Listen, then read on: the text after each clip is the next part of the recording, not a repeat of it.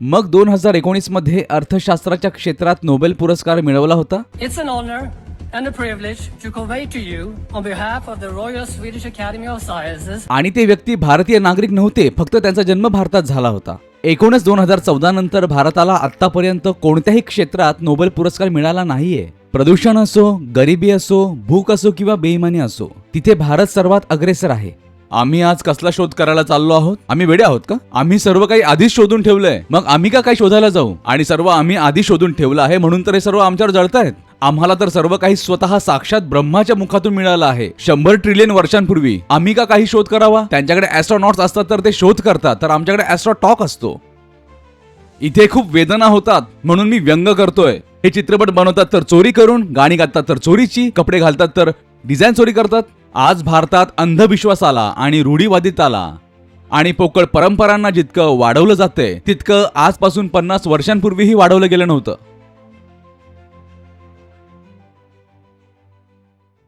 नमस्ते आचार्यजी.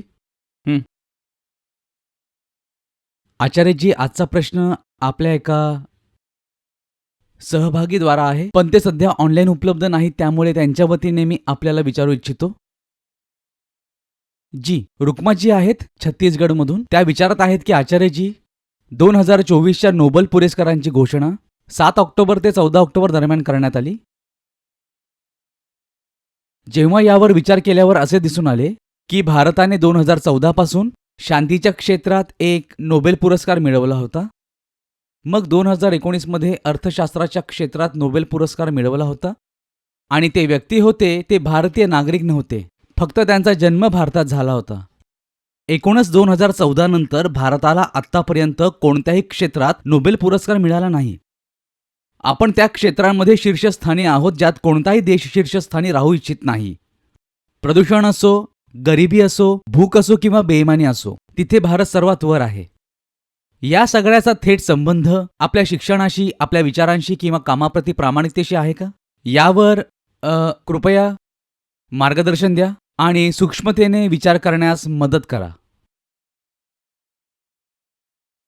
हे बघा, ही जी पूर्ण नोबेल कमिटी आहे ना, ती जळते आपल्यावर.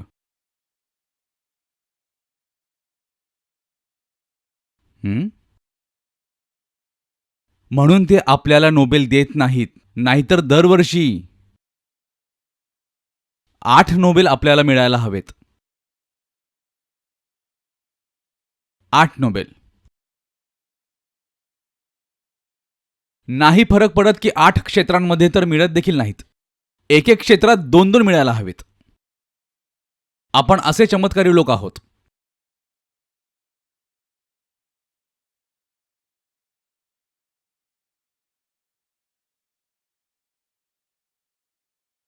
संशोधन ते करतात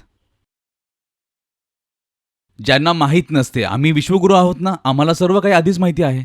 मग आम्ही का करावे संशोधन? नोबेल त्यांना दिले जाते त्यांच्या सन्मानात ज्यांनी संशोधन केले किंवा शांततेसाठी प्रयत्न केले. शांततेचा वेगळा आहे नोबेल पुरस्कार, पण बाकी सर्व संशोधनासाठी मिळतात.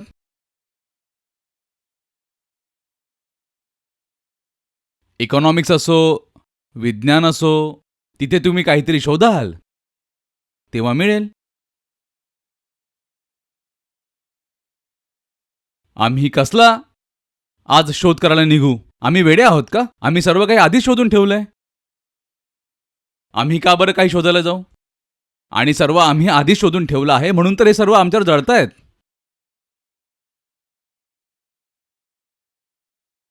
शोध तो करतो ज्याने हरवलं आहे, आणि आपण कधी हरवलंच नाहीये. आम्ही मालकांचे मालक आहोत. हे सर्व तर गरीब अशिक्षित गावंढळ आहेत, त्यांना आज शोधावं लागतंय. आमच्या जुन्या पुस्तकांमध्ये तर सर्व काही जवळजवळ 100 ट्रिलियन वर्षांपूर्वीपासून लिहिलेलं आहे. त्यांना काही माहीत नाही, मग आज जात आहेत.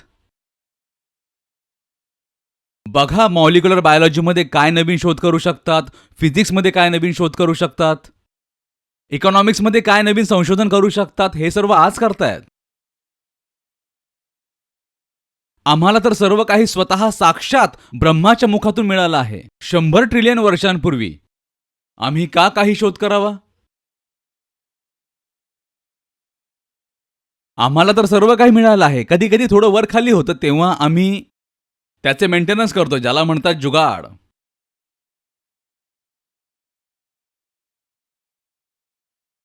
आम्ही काहीही मूलभूत संशोधन करत नाही, आम्ही जुगाड करतो.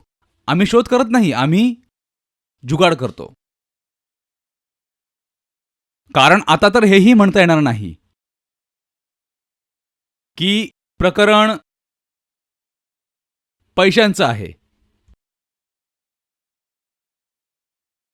140 कोटी लोकांच्या देशात आणि त्यात जे शीर्ष 1% आहेत त्यांच्याकडे खूप पैसा आहे. ते अमेरिकन लोकांपेक्षा श्रीमंत आहेत.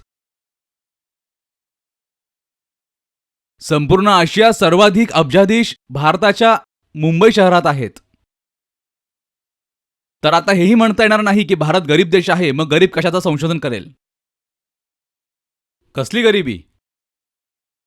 इथे 5-5, 10-10 कोटींची लग्न होतात. कशाची गरिबी? कोण गरीब आहे इथे? भारतातील श्रीमंत लोकांना जर एकत्र केले तर त्यांच्यापासून एक छोटासा देश बनवता येईल. भारत आता इतका श्रीमंत झाला आहे, हो हे वेगळं आहे, की भारतातील गरीब लोकांना एकत्र केलं तर त्यांच्यापासून जगातील सर्वात मोठा देश बनवता येईल. ही एकदम वेगळी गोष्ट आहे आणि भारतात दोन्ही गोष्टी एकत्र चालतात. अतिश्रीमंती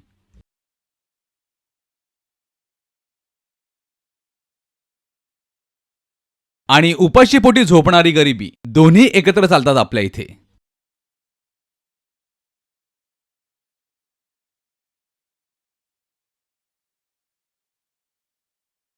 तर आता हेही म्हणता येणार नाही की संशोधन सुविधा, फंडिंग यांची कमतरता आहे. कुठे कमतरता?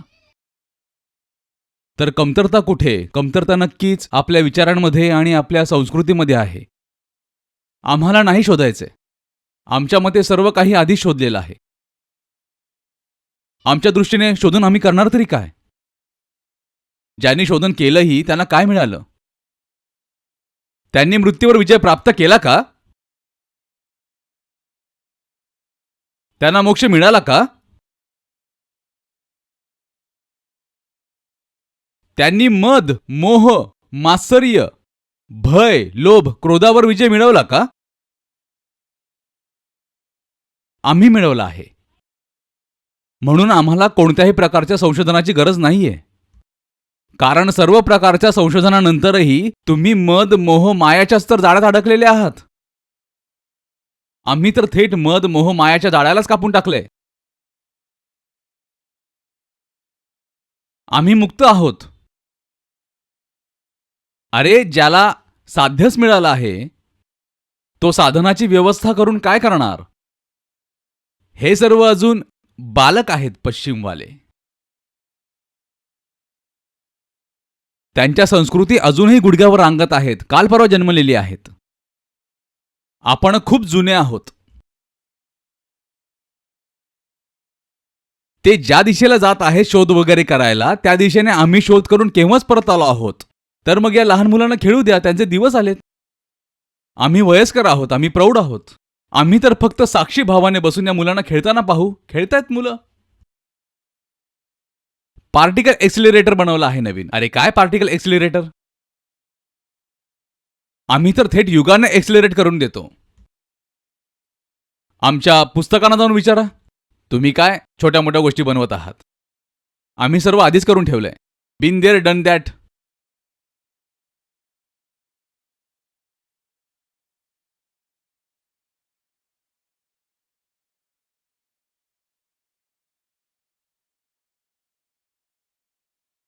तुम्ही करत बसला आहात. इतकं छोटं पार्टिकल्स जवळपास मासलेस त्यांना एक्सलरेट करायचं आहे. खूप एक्सलरेट करूनही तुम्ही प्रकाशाच्या वेगाला स्पर्श करू शकणार नाही. आम्ही तर संपूर्ण माणसाला एक्सलरेट केलं आहे. सत्ययुगातून उचललं आणि निमिषार्धात त्याला कलियुगात टाकलं. हे घ्या. आता बोला.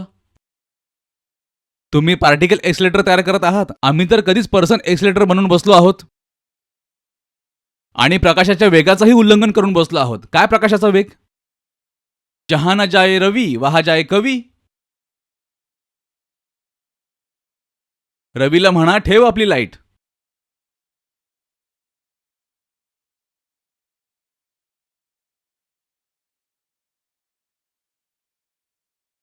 हे बसले करत 3G 4G 5G 6G. अरे 15,000G तर आम्ही 10,000 वर्षांपूर्वी सोडलं आहे. काय ठेवलंय त्यात?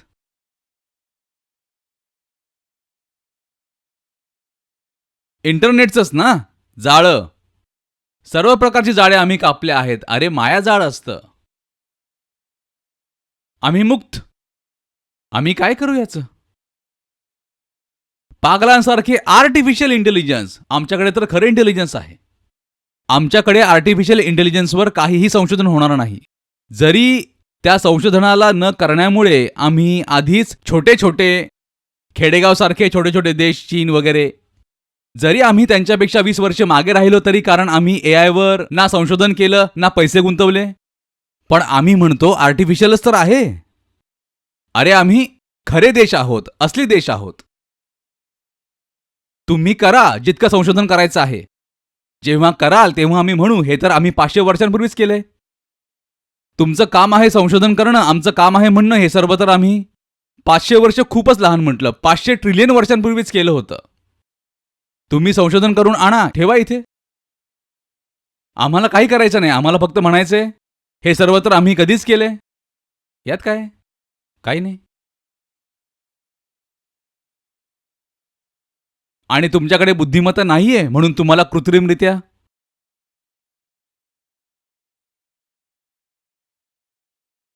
आमच्याकडे तर आहे.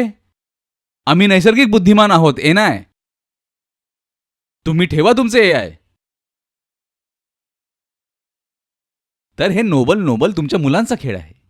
काय काय करत होतं ते नोबल तुमचं? डायनामाइटच बनवून उडवायचं काम करत होतं इथे तिथे. तुम्हाला तर पर्वत उडवण्यासाठी डायनामाइटची गरज पडते. आमचे पूर्वज तर असे होते की ते पाद मारून उडवायचे अख्खा पर्वत. सांगा काय करायचं तुमच्या नोबलचं?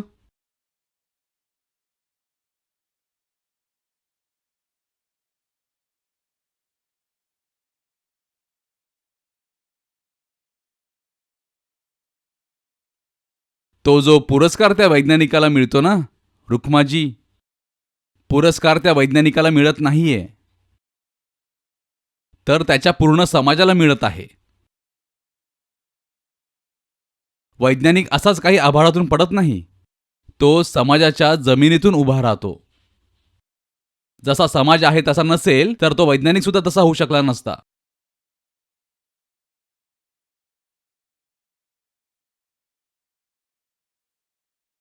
जिथे समाज, विचारसरणी आणि संस्कृतीलाच वाळवी लागली आहे, जिथे लोकधर्मात वास्तविक धर्मासाठी काहीही जागा नाही, तिथे कशी जिज्ञासा होईल? आणि जिज्ञासा नसेल तर कसे शोध लागतील? आपल्या इथे तर संस्कृतीचा अर्थ असतो परंपरा आणि विश्वास आणि आस्था आणि मान्यता.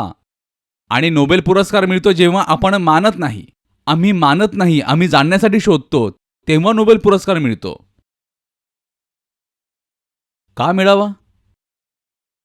आणि भारत हळूहळू अधिकाधिक मान्यतांच्या आणि अंधविश्वासांच्या जाळ्यात अडकत चालला आहे. आम्हाला नोबेल पुरस्कार मिळेल? आम्हाला तो नकोय देखील. मुलांचे खेळ आहेत, खेळू द्या.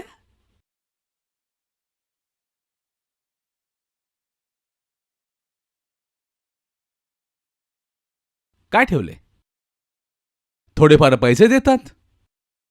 या नोबेल पुरस्कारात काय ठेवले? काय नाही. पैसे तर आमच्या हाताचं मळ आहे.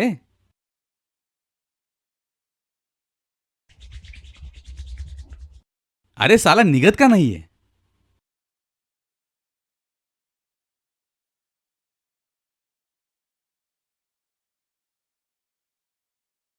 आणि जर पैसे आले नाहीत तर काही नाही, बोलायचं पैसे तर काही नाहीये, त्यात काय ठेवलंय? अरे आम्ही थेट सागर मंथन करून कल्पवृक्ष आणू. त्याला जितके पैसे मागू तितके तो देईल. त्याचं नावच आहे कल्पनेचा वृक्ष, कल्पवृक्ष.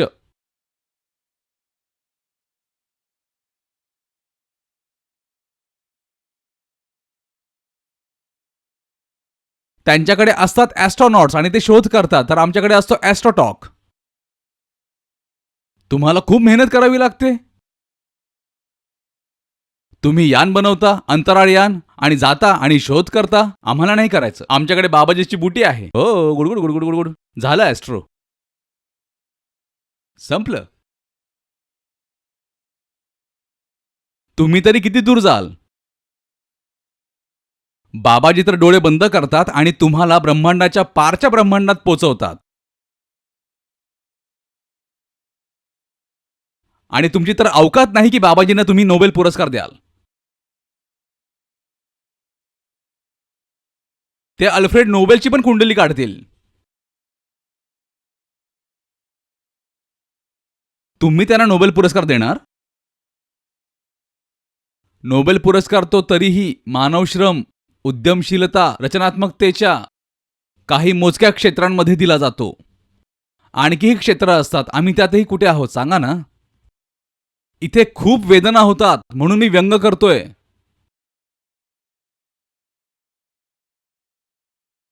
आम्ही त्यांचे वंशज आहोत ज्यांची जिज्ञासा इतकी धारदार होती की त्यांनी आपल्याच आतमध्ये ज्या मान्यता होत्या त्यांना देखील कापलं. फक्त हेच नाही की जो बाहेर भ्रम आहे, जाळ आहे अज्ञानाचा, त्याला कापलं. आम्ही ज्या तत्वज्ञांचे, विचारवंतांचे वंशज आहोत त्यांचं तत्वज्ञान तर थेट प्रश्नकर्त्याच्या, शोधकर्त्याच्या छातीत घुसलं.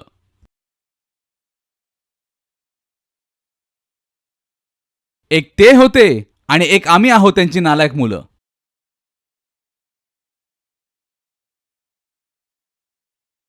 हे चित्रपट बनवतात तर चोरी करून, गाणी गातात तर चोरीची, कपडे घालतात तर डिझाईन चोरी करतात. फक्त विज्ञानाचीच गोष्ट नाही, कलांमध्येही सांगा ना आम्ही कोणते मौलिक काम करत आहोत. एखाद दोन अपवाद असतील सांगा. रवींद्रनाथ टागोरांना गीतांजलीसाठी मिळाला होता, सांगा मिळाला की नाही मिळाला. अपवाद फक्त नियमाला सिद्ध करतात. एखाद दोन अपवाद मोजू नका. 140 कोटी लोकांचा देश आहे. पूर्ण युरोपपेक्षा अनेक पटीने जास्त लोकसंख्या आहे आपली.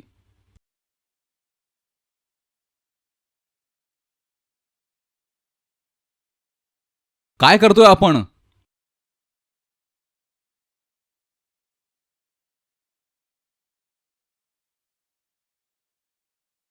पहिले तर काही करायचं नाही आणि दुसरं हे की कोणी म्हणाले की तुम्ही काही करत नाही आहात तर म्हणायचं आम्ही तर हे सर्व काही न जाणे कधीच करून टाकलंय. आम्ही तर विश्वगुरू आहोत.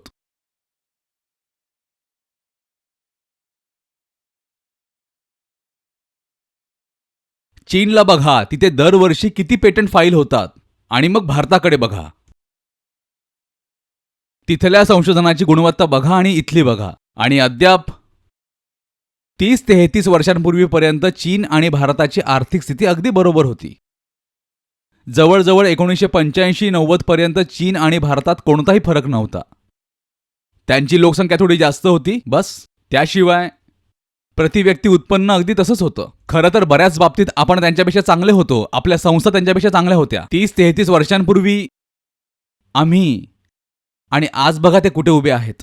त्यांच्या विद्यापीठांना बघा आणि आपल्या बघा. नोबेल पुरस्काराचा मोठा संबंध शिक्षणाशी असतो. विद्यापीठांना नोबेल पुरस्कार मिळतात खरं तर.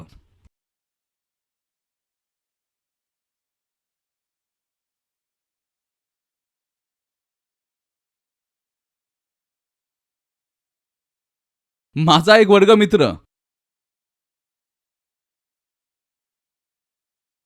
तो US ला गेला. त्याचा तिकडे मास्टर्स कम PhD प्रोग्राम होता. तो तिथून सांगत होता की ज्या मजल्यावर माझे गाईड बसले आहेत त्या मजल्यावर 4 नोबेल पुरस्कार विजेते बसले आहेत. 4 नोबेल लॉरेट्स एका मजल्यावर, एका इमारतीत, एका विद्यापीठात. आणि असे असे की ते बसले, ते बसले, ते बसले, ते बसले. आणि त्या विद्यापीठात न जाण्या अशा किती इमारती आहेत. आणि त्या इमारतींमध्ये, त्यातल्या प्रत्येक इमारतीमध्ये न जाणे किती मजले आहेत. प्रत्येक मजल्यावर 4 नाही बसलेत. आणि समजून घ्या, म्हणजे नोबेल पुरस्कार मिळवायचा आहे तर सर्वात आधी शिक्षण व्यवस्था चांगली असली पाहिजे. इथे तर शिक्षणाचा अर्थ फक्त हाच आहे की लवकरात लवकर ग्रॅज्युएशन कर, त्यानंतर सरकारी क्लर्क सुद्धा म्हणला तरी चालेल. मग लवकरच पळा मुखर्जी नगरला. इथे कोण संशोधन करणार आहे?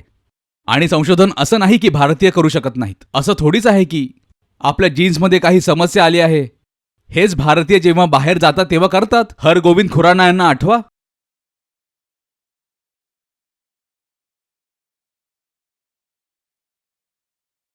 मॉलिक्युलर बायोलॉजीमध्ये ज्यांना नोबेल पुरस्कार मिळालेला आहे, माझ्या बॅगेत या क्षणी त्यांचं पुस्तक आहे, मी वाचतोय.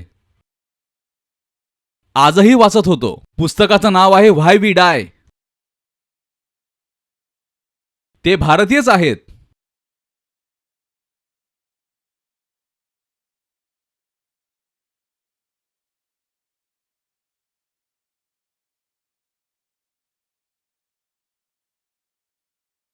या विचारसरणीपासून, समाजापासून, संस्कृतीपासून जेव्हा भारतीय दूर होतो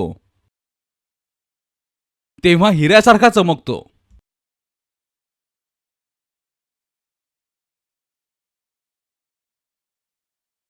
रूढीवादिता, अंधविश्वास, जातीवाद यापेक्षा वेगळं काय आहे सांगा आपलं सामाजिक जीवन? जुन्या सवयींना ओढत जाणं अर्थहीन. अर्थहीनच नाही, लाभहीनच नाही, सक्रिय स्वरूपात घातक, नुकसानदायक. रूढींना आणि कुप्रथांना आपण ओढत आहोत आणि शिक्षणाला आपण घाबरतो, कारण शिक्षण आले तर या सगळ्या गोष्टी हटतील.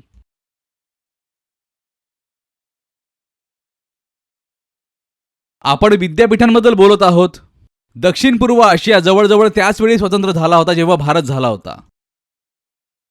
जितके सर्व देश तुम्ही ओळखता,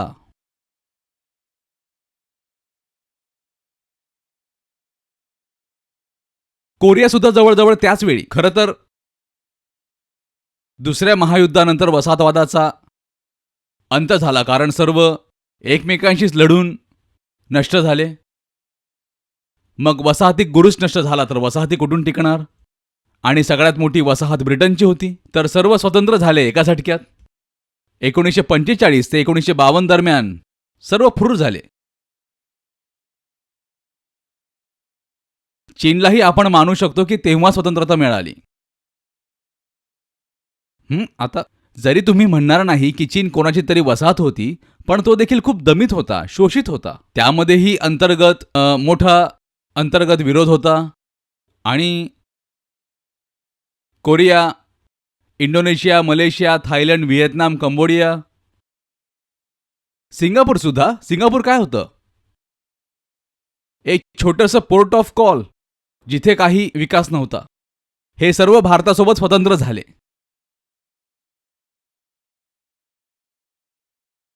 बघा आज ते सर्व कुठे आहेत? बघा कुठे आहेत? कारण सांगा. शिक्षण. सर्वांनी शिक्षणात जबरदस्त गुंतवणूक केली आणि जेव्हा ते स्वतंत्र झाले तेव्हा त्यांची स्थिती भारतापेक्षा जास्त खराब होती. हे निश्चित समजून घ्या, आकडे पाहून घ्या. मला पाठ नाही त्यामुळे आता कोट करू शकत नाही, पण त्यांचं प्रतिव्यक्ती उत्पन्न बघा, साक्षरता दर बघा, 1950 मध्ये भारताशी तुलना करून बघा आणि आज बघा.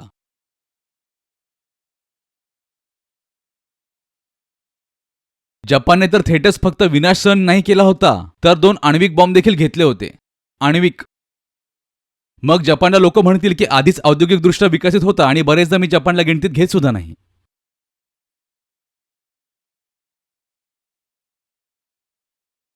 पहा ते कुठे पोहोचले.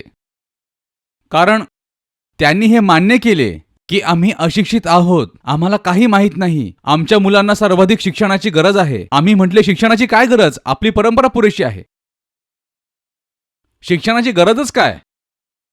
आई वडीलच गुरु असतात. आई वडील स्वतः अक्षरहीन असले तरी आई वडील गुरु असतात. शिक्षणाची गरज काय? तर जीडीपीच्या टक्केवारीच्या रूपात भारताने शिक्षणात सर्वात कमी गुंतवणूक केली आणि जे भारतापेक्षा जास्त गरीब होते त्यांनी शिक्षणात जास्त गुंतवणूक केली. जेव्हा शिक्षण असेल तेव्हा मिळेल ना बाळा नोबेल पुरस्कार. आपल्याकडे शिक्षणाची ही अवस्था आहे की उत्तर प्रदेशात अगदी 1-2 दशकांपूर्वीच स्वतः सरकारांनी बोर्ड परीक्षामध्ये नकल करून पास करून दिली होती. हा झाला दे दे की 10वी पास आहे. कशाला त्रास देते गरिबांच्या पोराला?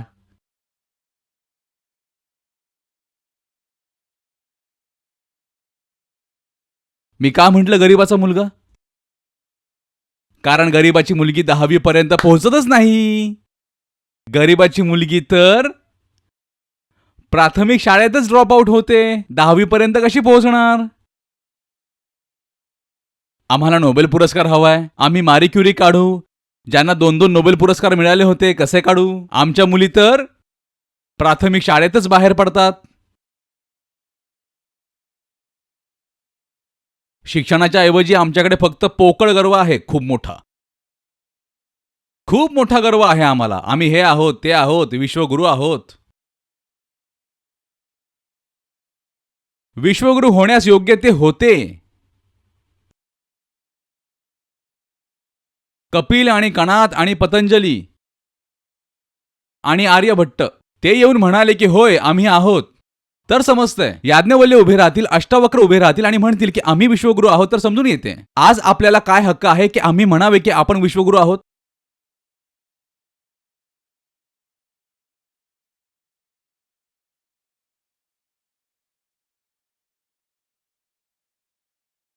गौतम ऋषी उभे राहतील की गौतम बुद्ध उभे राहतील, ते म्हणतील की आम्ही विश्वगुरू आहोत, तर समजून येते. गौतम बुद्धांचे तत्वज्ञान संपूर्ण जगात पसरले. ते म्हणू शकतात की आम्ही विश्वगुरू आहोत. आपण कशाचे विश्वगुरू आहोत?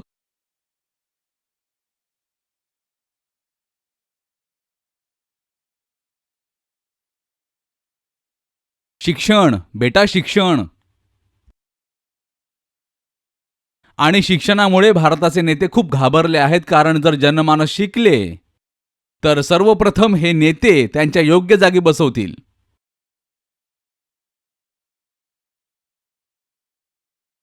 नेत्यांच्या हक्कात आहे एक अशिक्षित मतदार.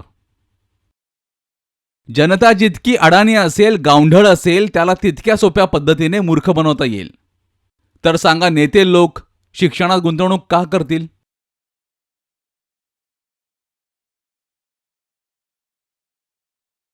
सर, जसं तुम्ही म्हणत होता, भारत, दक्षिण कोरिया आणि चीनच्या मध्ये 1950 मधील स्थितीवर विचार केला तर तिन्ही देश जवळजवळ समान होते. मी याच विषयावर वाचत होतो इंटरनेटवरच. तर 1950 मध्ये भारताचा प्रति व्यक्ती GDP सुमारे $600 ते $700 होता. PPP ॲडजस्टेड आहे हे. आणि चीनचा सुमारे $500 होता, जो भारतापेक्षा कमी होता. आणि दक्षिण कोरियाचा सुमारे $800 होता. आणि शिक्षण दर सुद्धा. आणि तिघांचा जवळजवळ सारखाच आहे. चीनचा तर आपल्यापेक्षा कमी आहे. आणि आज पाहिलं तर चीनचा आपल्यापेक्षा 5 पट जास्त आहे. आणि PPP ॲडजस्टेड घेतलं तरी 3-3.5 पट जास्त आहे. जी. आणि दक्षिण कोरियाचं तर 6 ते 8 पट जास्त आहे. आपण काहीतरी चूक केली असेल ना, मान्य का करत नाही? म्हणूनच मी म्हणतो, पोकळ अहंकार खूप आहे. आपली दुर्दशा बघूनही आपल्याला शुद्ध नाही येत. आणि जे काही करून आम्ही या स्थितीला पोहोचलो, या दुर्दशेत पोहोचलो, त्याच गोष्टी अधिक करत आहोत. आज भारतात अंधविश्वासाला आणि रूढीवादितेला आणि पोकळ परंपरांना जितकं वाढवलं जाते, तितकं आजपासून 50 वर्षांपूर्वीही वाढवलं गेलं नव्हतं.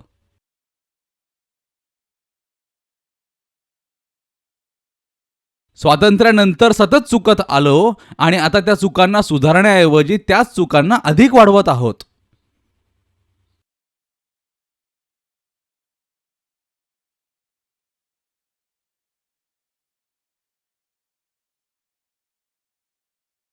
आणि सर, जसं तुम्ही आधी विद्यापीठ आणि शिक्षणाबद्दल बोलला होता, तर मी एक तथ्य पाहत होतो की हॉवर्ड विद्यापीठातून आजपर्यंत 160 पेक्षा जास्त नोबेल लॉरेट्स बाहेर पडले आहेत.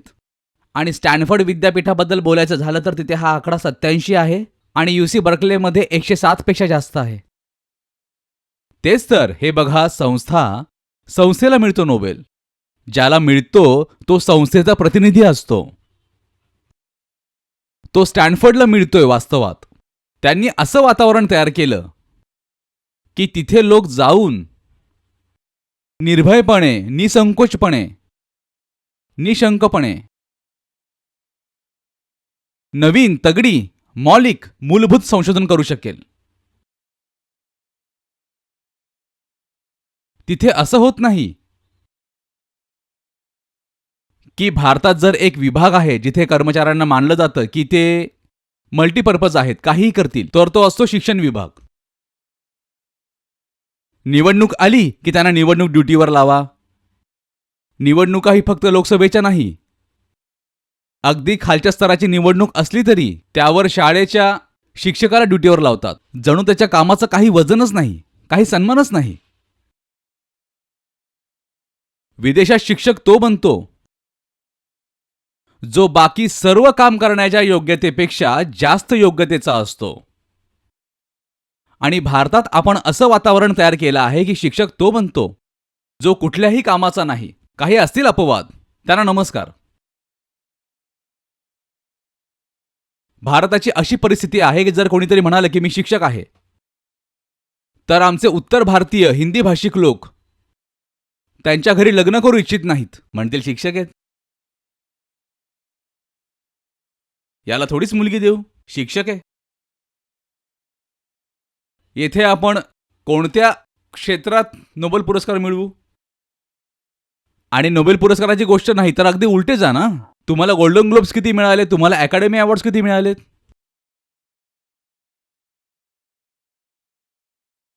खेड्यांमध्ये तुमची काय स्थिती आहे?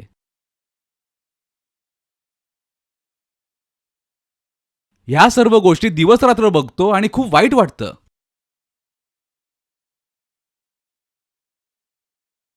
मोठं दुःख होतं की आपली क्षमता काय होती आणि आपण काय बनून राहिलो.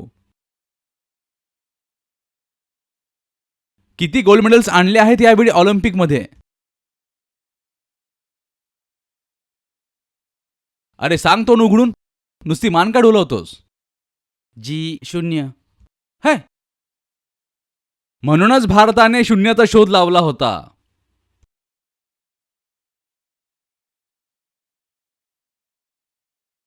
शेजारी चीन आहे, त्यांचे किती? कदाचित 40 पेक्षा जास्त. 40 पेक्षा जास्त. 40 पेक्षा जास्त गोल्ड ऑलिम्पिकमध्ये चीनने मिळवले आहेत आणि आपण 0.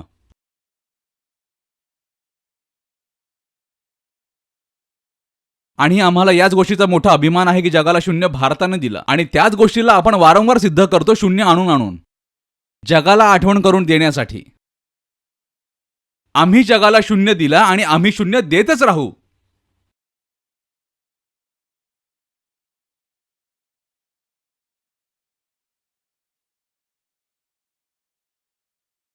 नाही वाटत का वाईट? हो. आणखी आकडे आहेत, जसे तुम्ही तुमच्या प्रश्नातच म्हटले होते, ज्यात आपण सर्वात पुढे आहोत. जगातील कोणतीही गलिच्छ गोष्ट पकडा, जिथे तुमच्या देशाचं नावच असू नये तिथे तुमच्या देशाचे नाव टॉप 10 मध्ये येईल. जगात सर्वाधिक मुली कुठे मारल्या जातात जन्म होण्यापूर्वी? भारतात. जगात जितक्या प्रमाणात महिला भ्रूण हत्या आणि बालक हत्या होते त्याचे 80, 90, 95% भारतात होते.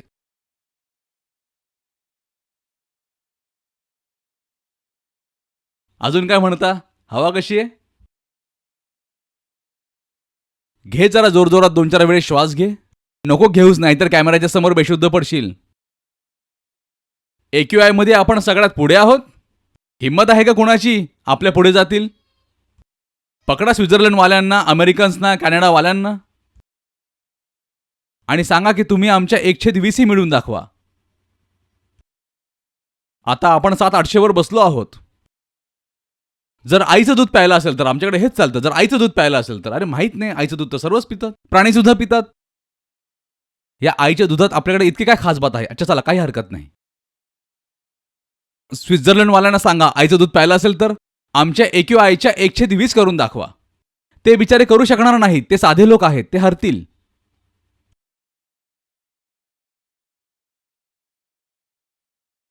शिशु मृत्यू दर पहा.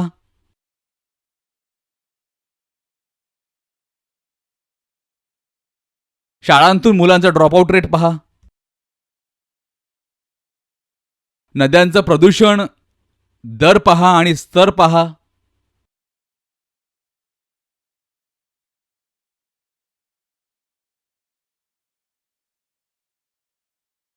सरकारमधील भ्रष्टाचाराची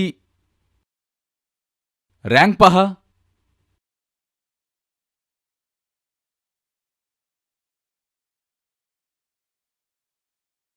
टॉप 10 मध्ये सतत.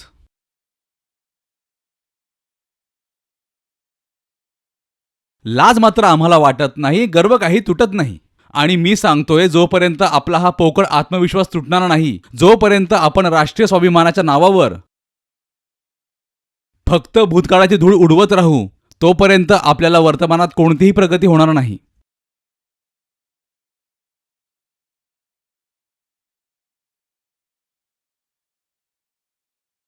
जगात सर्वाधिक कुपोषित मुलं कुठे आहेत?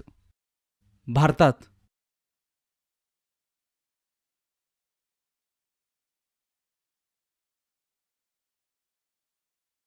हे जे कुपोषित मूल आहे ते नोबेल पुरस्कार घेऊन येईल का? आणि कुपोषित यासाठी नाही की देशात पैसा नाही, कुपोषित यासाठी आहे कारण आपली मध्ययुगीन सामंतवादी मानसिकता आहे, ज्यात आपण लगेच कोणाच्या तरी समोरही अंधभक्त बनतो. त्या मानसिकतेने मोठे मोठे धनीशेठ उभे केले आहेत. समस्या रिसोर्सेसची नाहीये, समस्या आहे रिसोर्सेसच्या वितरणाची.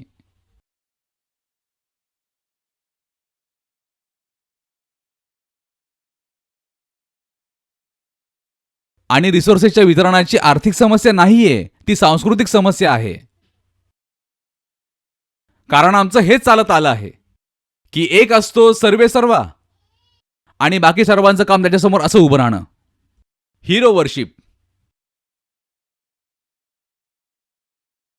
भाग्यवाद आपल्याकडे खूप चालतो ना. आता जे होईल ते बघू. वरच्याच्या मर्जीशिवाय तर पानही हालत नाही. तर कोणा एकाला बनवा सर्वे सर्वा. आणि हे मानूच नका की तुमचं जीवन तुमची जबाबदारी आहे, की तुमच्या स्वतःच्या पुरुषार्थानेच तुमची स्थिती, तुमचं जीवन बदलेल. जेव्हा आपल्या पुरुषार्थाची काही किंमतच नाही, काही सन्मानच नाही, तर त्या पुरुषार्थाने जे काही मिळतं ते आपल्याला का मिळावं?